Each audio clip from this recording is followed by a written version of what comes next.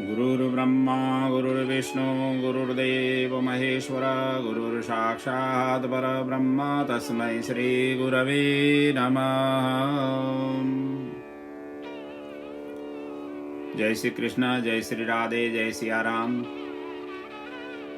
आज मैं गंगा दशहरा एवं निर्जला एकादशी ये दोनों पर्वों के संक्षिप्त जानकारी लेकर के आप सभी के समक्ष उपस्थित हुआ हूँ। गंगा दशहरा पर्व ये ज्येष्ठ मास शुक्ल पक्ष दशमी तिथि के दिन मनाया जाता है। इसी दिन माँ गंगा स्वर्ग शेष धराधाम में आई थी, इसलिए ये पर्व का विशेष महत्व है। हम हिंदू धर्मावलंबी इस पर्व को विशेष महत्व दे करके बड़े उत्सव के सहित मनाने का प्रावधान सदियों से और सदियों तक के रहेगा। ये पर्व के विषय में कहा गया है कि दशम्याम शुक्ल पक्षे तो ज्येष्ठे मासे बुधे हनि अवतीर्णः यतः स्वर्गात् हस्तार्क्षे च सरिद्वरा हरते दश पापानि तस्मद् दशहरा स्मृतः। 10 प्रकार के पापों को हरण करने से इसका नाम दशहरा पर्व पड़ा हुआ है। मूलतः 3 प्रकार के पाप हमारे से जान से अनजान से होती रहती है, कायिक, वाचिक और मानसिक। यही 3 प्रकार के पाप से ही बढ़ करके फैलावट होकर के 10 प्रकार के पाप बन जाते हैं। तो यही 3 प्रकार के पापों को समूल नष्ट करने के लिए ये पर्व विशेष रूप से स्नान पर्व है। माँ गंगा की गोदी में जा करके अपने डुबुलकी लगा करके समस्त पूर्वजों को याद करते हुए, अपने परिवारजनों का याद करते हुए सभी के उद्धार के लिए डुबुलकी लगाना ही ये पर्व का विशेष रूप से महत्व रखता है। ऐसे पवित्र नदियों में यदि आसपास में गंगा मैया नहीं है, जो गंगा के आसपास में हो तो गंगा जी में जा करके करेंगे ही। जो वो नहीं है तो आसपास में यदि पवित्र नदी हो, तड़ाग हो, ऐसे में जलाशय में जा करके आप माँ गंगा को प्रार्थना करते हुए, प्रणाम करते हुए, उनसे आज्ञा लेते हुए फिर इस तरीके से डुबुलकी लगाना होता है। और इन देशों में तो अब गंगा जी भी संभव नहीं है, तो इन देशों में हम गंगा जल सम्मिश्रण करके स्नान करना चाहिए यहाँ पर। और यदि वो भी उपलब्ध नहीं है तो केवल माँ गंगा को याद करते हुए, प्रार्थना करते हुए गंगे च यमुने चैव गोदावरी सरस्वती नर्मदे सिंधु कावेरी जलेस्मिन् सन्निधिं कुरु, इस प्रकार की भावना, इस प्रकार के मंत्रों को उच्चारण करते हुए या ओम गंगायै नमः, गंगा मैयायै नमः, इस प्रकार की प्रार्थना करते हुए उसी जल को ही गंगा स्वरूप मान करके प्रार्थना करते हुए स्नान करना चाहिए।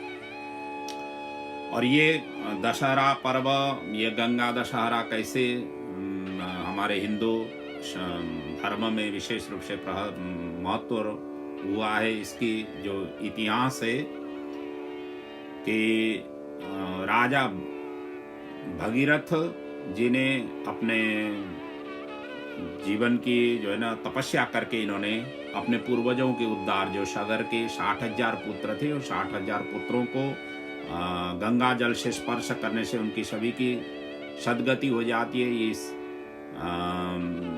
ये उनको प्रेरणा मिलने से और उनके द्वारा यह किया गया व्रत के कारण माँ गंगा इस धराधाम में आई है। हालांकि भगीरथ से पूर्वजों ने भी माँ गंगा की उपासना की और उनके जीवन ऐसे उपासना करते करते व्यतीत हो गया, वो ला नहीं पाए। तो ये तीसरे पीढ़ी में जा करके राजा भगीरथ हुए और उन्होंने इस प्रकार से तपस्या करके माँ गंगा को इस धराधाम में ले आने में सफल हुए। इसीलिए माँ गंगा का एक नाम भागीरथी गंगा भी कहते हैं। भगीरथ जी ने तपस्या करके ले आने से इनका नाम भागीरथी गंगा पड़ा हुआ है। और जैसे माँ गंगा तैयार हो गई स्वर्ग से इस धराधाम में आने के लिए, तो माँ गंगा ने अपनी समस्या भगीरथ जी के समक्ष रखा कि मैं आ तो जाऊंगी, लेकिन मेरा बेग को कौन धारण करे। यदि बेग कोई धारण करने का कोई पात्र नहीं हो तो मैं सीधा ही पाताल लोक को चली जाऊंगी। इतना कहने से फिर भगीरथ जी ने भगवान भोलेनाथ को प्रार्थना की और भोलेनाथ ने अपने जटा फैला दिया। जैसे माँ गंगा ऊपर से अवतरण हुई तो जटा में आकर के समाहित हुई और वहीं पर रही। फिर कई समय तक व्यतीत हो गया। इधर भगीरथ जी तब प्रतीक्षा करते रहे, फिर भी निकल नहीं अवतरित हुई। तो फिर भगवान भोलेनाथ से फिर प्रार्थना की। प्रार्थना करने के बाद फिर जटाओं से वो निकलने के लिए भोलेनाथ ने अनुमति दिया और इस प्रकार से इस धराधाम में माँ गंगा का अवतरण हुआ। और जो अनेक हिम श्रृंखलाओं को और पहाड़ों को स्पर्श करती हुई, अनेक जड़ी बूटियों और खनिजों को स्पर्श करती हुई अंततोगत्वा सागर में जाकर के माँ गंगा समाहित हो जाती है। और इस गंगा के आसपास के क्षेत्र, गंगा का तट, ये सभी पवित्र माने गए, जहाँ पर जप तप पूजा पाठ इत्यादि अनुष्ठान आदि करने से अनंत गुणा फल प्राप्ति होती है। ऐसी माँ गंगा की इस दशहरा पर्व के दिन विशेष रूप से आपको स्नान करना है, माँ गंगा को स्मरण करना है। और उस दिन आप बन सके तो गंगा स्तोत्र वगैरह का पाठ करना है, गंगा सहस्त्र नाम का पाठ करना है, शिव सहस्त्र नाम का पाठ करना है। और या नहीं हुआ तो इन सहस्त्र नामों का, इन स्तोत्र मंत्रों का पाठ को श्रवण करना है। आजकल सभी डिवाइस में उपलब्ध है, ये उन डिवाइसों के माध्यम के द्वारा श्रवण करना है। यही इस पर्व का विशेष महत्व है। और इससे अपने पूर्वजों का और आने वाले जो पीढ़ी है और अभी का जो शरीर, हमारे जो परिवारजन हैं, इन सभी के लिए सुस्वास्थ्य, दीर्घायुष, निरोगिता और सभी प्रकार की प्रगति उन्नति के लिए माँ गंगा कृपा करके सभी के ऊपर कृपा करती है। सभी का आशीर्वाद उन सभी को प्राप्त होता है और इसलिए ये पर्व मनाया जाता है और मनाना चाहिए।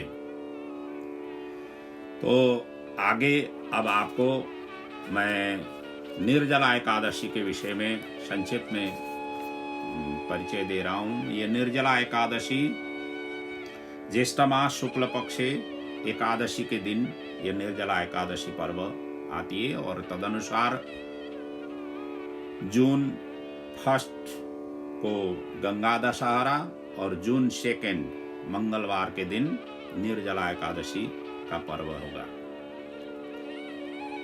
और ये इस पर्व के दिन जल रहित आपको उपवास रखना है। हालांकि शास्त्रों ने कहा हुआ है यदि आप अशक्त हो, बालक हो, वृद्ध हो, बीमार से कोई रोग आदि व्याधियों से आप संलग्न हो तो आप उपवास, कोई भी उपवास रखना आपके लिए वर्जित किया गया है शास्त्रों ने। क्योंकि कहता है, शास्त्र कहती है कि आद्यम शरीरम खलु धर्म साधनम, यदि आपके शरीर स्वस्थ हो तो ही जा करके आपको कोई भी व्रत उपवास रखना प्रेरणा हमारे शास्त्र प्रदान करती है। यदि शरीर ही अस्वस्थ हो तो इस प्रकार की कठोर व्रत नहीं करना चाहिए। और इस व्रत में आपको सुबह उठ करके अपने नित्य स्नान आदि करने के पश्चात माँ गंगा को, सभी तीर्थों को स्मरण करते हुए स्नान करें, अपने नित्य पूजा अर्चना करें। भगवान विष्णु का विशेष रूप से इस दिन पूजन करें। घर में शालिग्राम हो, ठाकुर जी, लड्डू गोपाल हो या लक्ष्मी नारायण हो, उन्हें कोई भी विग्रह को विशेष रूप से पूजन अर्चन करें। साथ में तुलसी का मोठ है तो तुलसी के मोठ में जा करके माँ तुलसी को विशेष रूप से पूजन अर्चन करें। अर्चन करने के पश्चात उपवास रखना है और दिन भर यदि आप से बन पाता है उस दिन भी विष्णु सहस्त्र नाम का पाठ करना है और लक्ष्मी सहस्त्र नाम का पाठ करना है। यदि नहीं भी हुआ तो इन जो भगवान विष्णु और लक्ष्मी, इनसे संबंधित जो भी मंत्र हो, स्तोत्र हो, पाठ हो, भजन हो, कीर्तन हो, इनका श्रवण करना है। इन सहस्त्र नाम का श्रवण करना है, जैसे कि डिवाइस आदि में मिलता ही है, आप वहाँ से टाइप करके इस तरीके से श्रवण करना है। और इस दिन के दिन भीम जी ने भी ये व्रत रखा था, इसीलिए इसका नाम भीमा एकादशी, भीमसेन एकादशी भी कहा गया है। इसमें पांडव सभी एकादशी की व्रत करते थे। इसकी महात्म्य इस प्रकार से है कि पांडव सभी एकादशी की व्रत करते थे, केवल भीम ही नहीं कर पाते थे, क्योंकि उनके उदर में वृक नाम का अग्नि हमेशा प्रज्वलित रहता था और जो हमेशा ही भोजन की अपेक्षा करता था, इसलिए ये चिंतित थे। तो व्यास जी ने इनको उपदेश दिया कि यदि आप कोई भी व्रत, एकादशी की कोई भी व्रत आप नहीं कर पा रहे हैं, तो केवल ज्येष्ठ मास के शुक्ल पक्ष की एकादशी आप निर्जल रखिए, जल रहित रखिए, तो आपका संपूर्ण साल भर के जितने भी एकादशी के व्रत हैं उन व्रतों का पुण्य इसी व्रत से प्राप्ति हो जाती है। इस प्रकार से उन्होंने उनको उपदेश दिया। तो विष्णु भी, भीम भी इसके पश्चात ये व्रत करने के लिए तैयार हो गए, अपने मन को संकल्पित करते हुए, दृढ़ संकल्पित होकर के निराहार इन्होंने व्रत रखा और दूसरे दिन इनकी पारायण की, और जिसके कारण इस एकादशी का नाम भीमसेन एकादशी, निर्जला एकादशी के रूप में हमारे शास्त्रों में विहित है। इसलिए कहा गया है, वृषस्ते मिथुनस्तेर्के शुक्ले एकादशी भवेत, ज्येष्ठ मासे प्रयत्नेन सोपोष्यः जलवर्जिता, संवत्सरस्य या मध्ये एकादश्यो भवत्युतः तासां फलमवाप्नोति अत्र मे नास्ति संशयः। इस व्रत के विषय में इस प्रकार से कहा गया है कि पूरे संवत्सर की जो एकादशी जन्य जो व्रत हैं उन व्रतों का पुण्य इसी भीमसेन एकादशी, निर्जला एकादशी से प्राप्ति होती है। और इस व्रत में आपको एक तो निर्जला रखना ही है, भगवान विष्णु की पूजा, महालक्ष्मी की पूजा अर्चना करनी ही है और स्तोत्र मंत्रों का पाठ करना ही है। इसके अलावा आप इस दिन आपको तुलसी का बीजारोपण भी कर सकते हैं। जो तुलसी का पौधा लगाना चाहते हैं, इस दिन बीज का अंकुरित करने के लिए कोई शुद्ध मृतिका लेकर के उसमें ओम नमो भगवते वासुदेवाय इन मंत्रों के द्वारा जलों से प्रोक्षण करें, फिर तुलसी के बीज का बीजारोपण करें। और बीजारोपण ये किया हुआ जो तुलसी का जो वृक्ष है, ये आपको अगले एकादशी अर्थात आषाढ़ शुक्ल पक्ष की एकादशी, जिस दिन देवशयनी एकादशी, भगवान विष्णु उस दिन सो जाते हैं, उस दिन ये जो तुलसी का जो प्लांट है उसको तुलसी के मठ में आपको वहाँ पर प्लांटेशन करना होता है। और उसके पश्चात जो चौमासा है, 4 महीने तक भगवान विष्णु सो जाते हैं। और इन दिनों में माँ तुलसी का उपासना करते हुए कार्तिक महीना की शुक्ल पक्ष की एकादशी के दिन, जिस दिन देवोत्थनी एकादशी है, उस दिन के दिन इसी तुलसी वृक्ष के साथ में भगवान शालिग्राम ठाकुर जी को रख करके तुलसी विवाह किया जाता है।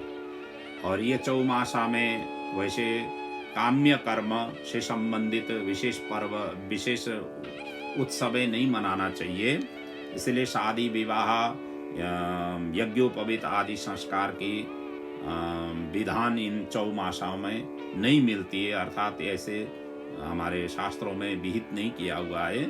तो देवोत्थनी एकादशी के पश्चात फिर ये सभी काम्य कर्म के लिए जितने भी उपासना है, जो भी कर्म है, उन सभी के लिए रास्ता खुल जाता है। तो ऐसे विशेष महत्व ये निर्जला एकादशी और गंगा दशहरा का है। और वैसे भी भगवान श्री कृष्ण कहते हैं गीता में, विषया विनिवर्तन्ते निराहारस्य देहिनः, कि निराहार रहने से अपना शरीर विषय से विनिवर्तन्ते, अर्थात विषयों से दूर रहते हैं इसीलिए भी उपवास आयुर्वेद के दृष्टिकोण से भी समय समय पर उपवास करना चाहिए, अपने जठरा अग्नि को शोधन करने के लिए, ऐसे मान्यता है। और विशेष रूप से उपवास के समय में अन्न आदि ग्रहण नहीं करें। कोई भी उपवास हो, अन्न ग्रहण करना वर्जित है। और उस दिन बन सके तो फलाहार ले लें, जो पूर्ण रूप से उपवास नहीं कर पाते हैं। और उनके लिए फल का आहार, जो फ्रूटों का आहार है, उसी को फलाहार कहा गया है। और कोई भी व्रतों में आप फलाहार ले सकते हैं। और फलाहार भी आपको 2 ही टाइम, मैक्सिमम 2 ही टाइम ले लें। सुबह ठाकुर जी की पूजा अर्चना करने के पश्चात एक बार, और सायंकाल में जब संध्या आरती पूजा अर्चना हो जाती है उसके पश्चात दूसरी बार। इस तरीके से फलाहार लेकर के आप उपवास रख सकते हैं। इससे भी आगे जाना हो, कंदमूल आदि लेना हो, या कोई उपवास जन्य जो अनाज जो विहित है उनको ग्रहण करना हो, तो आप एक ही टाइम ले लें, और वो भी सायंकाल को संध्या की पूजा अर्चना के पश्चात तभी ले लें। इस प्रकार से व्रत रखने से हमारी समस्त मनोकामनाएं पूर्ण, और भगवान विष्णु प्रसन्न होकर के हमारे ऊपर में विशेष रूप से आशीर्वाद प्रदान करते हैं। और जिन्होंने नियम पूर्वक ये व्रत रखा हुआ है उनके लिए द्वादशी के दिन सुबह आपने पारायण करना कैसे होता है कि द्वादशी के दिन आपको सुबह उठ करके स्नान आदि करने के पश्चात, नित्य पूजा करने के पश्चात आपको उस दिन एक कुंभदान करना चाहिए, जलपूर्ण कुंभदान। और ये प्रार्थना करना है भगवान विष्णु से कि ये भवसागर रूपी संसार से मैं उतर जाऊं, ये जलपूर्ण कुंभ को भगवान के चरणों में स्थापित करके रखें, या कोई ऐसे सुयोग्य विप्र मिले तो उनको प्रदान करें। और कहें कि देवदेव ऋषिकेश संसारार्णवतारकः उद कुंभ प्रदानेन यास्यामि परमाम गतिम। इस प्रकार से प्रार्थना करते हुए कुंभदान करने का विशेष विधान है।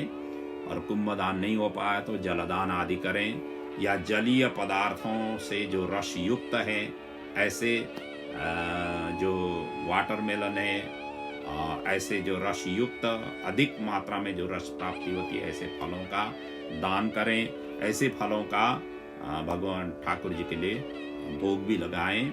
और इसमें विशेष रूप से आम्रफल विशेष महत्व रखता है, जो फलों का राजा भी है, क्योंकि सबसे स्वादिष्ट होता है। तो इसलिए आम्रफल यदि बन सके तो उस दिन ठाकुर जी को आम्रफल का भोग लगाएं। और ऐसे फलों का दान भी आप कर सकते हैं। ऐसा विशेष ये महत्व ये दोनों पर्वों का है। इन्हीं जानकारियों के साथ आप सभी से मैं विदा ले रहा हूँ। और आप सभी को ये वीडियो क्लिप जैसा भी लगे आप सलाह और सुझाव दे सकते हैं। और आगे की जो भी जैसे पर्व आएंगे, इन पर्वों के विषय में, जिनकी महत्व के विषय में आप सभी को जानकारी यथासंभव यथाशक्ति आपको सभी को पहुंचाने की कोशिश करूंगा। और इन्हीं शब्दों के साथ आप सभी से विदाई ले रहा हूँ। जय श्री कृष्ण, जय श्री राधे, जय सिया राम। ओम पूर्णमदः पूर्णमिदं पूर्णात् पूर्णमुदच्यते पूर्णस्य पूर्णमादाय पूर्णमेवावशिष्यते। ओम शांति शांति शांति। ओम।